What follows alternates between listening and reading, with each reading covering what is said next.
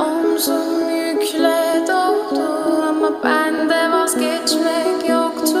Bitmedi, bitmedi, bitirmedim.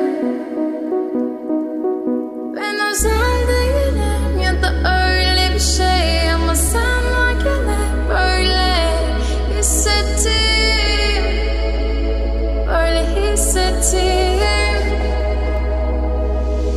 Yanan her şey gülmüyor olmalı, bunu sen de hatırlarsın da artık